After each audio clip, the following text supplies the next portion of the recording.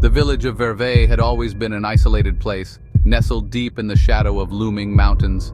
Its people whispered of miracles performed by Saint Belisara, a holy woman whose touch could cure illness and whose sermons filled the faithful with hope. Her shrine stood at the heart of the village, a towering structure of ancient stone adorned with candles and offerings. Yet beneath the surface of reverence lay unease, a gnawing suspicion that few dared voice. The day began with Father Anselm entering the shrine, his hands trembling as he prepared for the morning prayers. A foul stench greeted him, a mixture of decay and something coppery, almost metallic. His footsteps echoed in the empty hall as he moved toward the altar, his breath quickening with every step. "Saint Belisara," he called, his voice quivering. A low whisper answered him, soft and serpentine. "Do you fear me, Father?" He froze, the hairs on his neck rising. The whisper seemed to come from nowhere and everywhere at once. Before he could respond, a sudden crash of footsteps thundered behind him. Spinning around, he saw nothing but shadows shifting unnaturally against the walls. "Who's there?" he demanded, his voice cracking. The air grew colder, and he heard the faint sound of chewing, wet, deliberate. A shiver ran down his spine as the sound grew louder, accompanied by a faint heartbeat that seemed to pulse through the room. The villagers gathered later that morning, their faces pale as they discussed the disappearance of young Clara, a girl known for her devotion to Saint Belisara. Her mother sobbed uncontrollably, clutching a rosary as the villagers exchanged anxious glances. "We should ask the saint for guidance," one man suggested, though his voice lacked conviction. "Clara was last seen near the shrine," another muttered, his tone dark. Saint Belisara appeared then, gliding into the square with an otherworldly grace. Her long robes trailed behind her, pristine white despite the mud that clung to the streets. Her face was serene, her eyes radiant with a light that seemed to pierce through the gloom. "My children," she said, her voice a melody that soothed and unsettled in equal measure. "Do not fear. Clara is in the arms of the divine now." The villagers murmured prayers, but Clara's mother wailed louder. Belisara's eyes flickered with something, anger, hunger, but her beatific smile never faltered. Father Anselm could no longer ignore the growing dread that consumed him. That night, he crept back into the shrine armed with a lantern and a knife. The shadows seemed alive, writhing as though they had substance. His heartbeat thundered in his ears as he approached the altar. The chewing sound returned, louder now, and accompanied by a sickening squelch. Anselm steeled himself and turned the corner. What he saw made him drop the lantern, plunging the room into flickering darkness. Saint Belisara knelt before the altar, her pristine robe stained crimson as she tore into a human arm, her teeth gnashing through bone with horrifying ease. The remains of Clara lay scattered around her, her lifeless eyes staring into nothingness. "Belisara," he gasped. She turned to him, her mouth smeared with blood, yet her face retained its divine beauty. "Do you judge me, Father?" she asked, her voice calm and soothing. "This is the price of miracles, flesh for the divine, blood for salvation." The next morning, Anselm stood before the villagers, his face pale and drawn. "She is no saint," he declared. "She is a monster who feasts on the flesh of the innocent." The villagers gasped, their faith shaken but not broken. Saint Belisara appeared once more, her presence as radiant as ever. "Father Anselm has been misled by darkness," she said, her voice resonating with authority. "The divine tests us all, and some fail." The villagers hesitated, torn between loyalty to their saint and the horror of Anselm's accusation. Suddenly, a sharp scream echoed through the square. All heads turned to see Clara's mother collapsing to the ground, blood pouring from her mouth. Belisara stepped forward, her eyes alight with an otherworldly glow.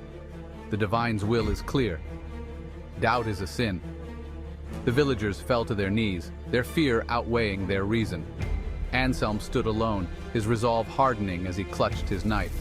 That night, the village burned with the glow of torches as Anselm led a small group to the shrine. The air was thick with tension, every creak of wood or rustle of leaves making them jump. Inside, they found Belisara waiting, her hands folded in prayer. The room reeked of blood and the remains of countless victims littered the shadows. "You cannot stop me," she said, her voice soft but unyielding. The divine's hunger is eternal.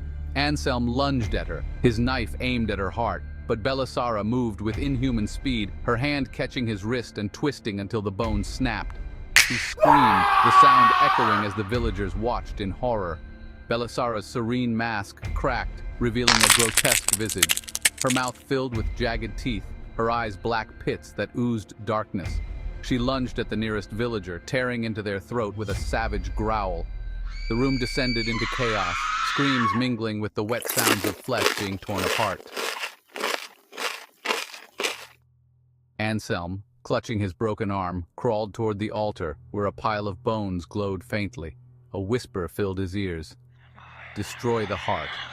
He looked up to see the faint outline of Clara, her ghostly form pointing toward a pulsating mass hidden beneath the bones. Summoning the last of his strength, Anselm plunged his knife into the heart. Belisara shrieked, her body convulsing as black ichor poured from her wounds.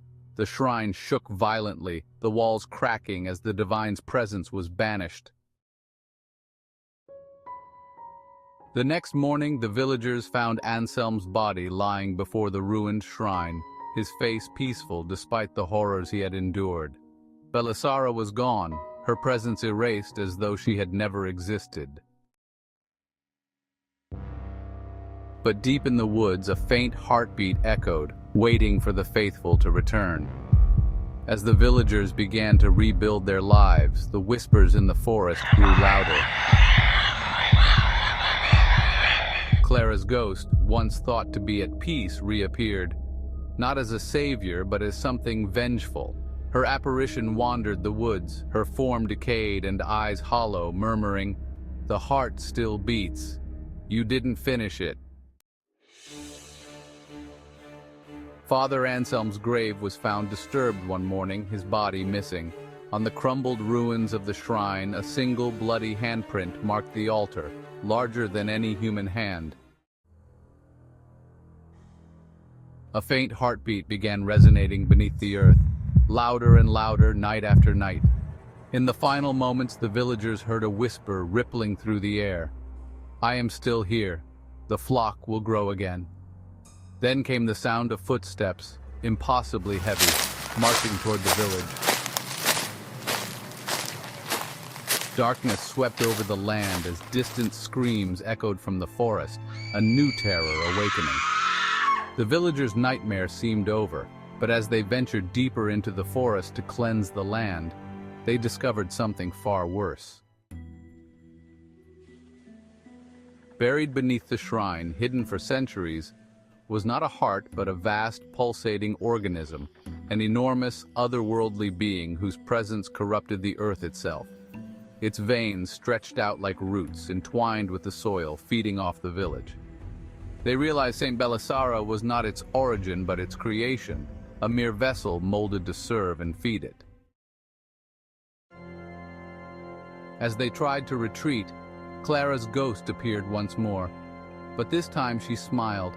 Her body twisted unnaturally as she spoke, her voice layered with others. "You thought the heart was mine.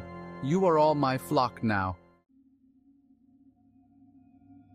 Suddenly the villagers felt an unbearable pull. Their veins burned as the forest began to consume them. Some fell to the ground, their bodies bursting into saplings that writhed and grew rapidly. Others screamed as black ichor poured from their eyes and mouths, transforming them into grotesque guardians of the organism. In the final twist, one villager found a journal buried near the shrine's ruins. It wasn't written by a priest or a villager, but by the divine itself. The last entry read, "The faithful will always serve. The flock will always return." As the villager looked up, the forest swarmed with glowing eyes. Footsteps thundered around them, closing in as the ground began to breathe.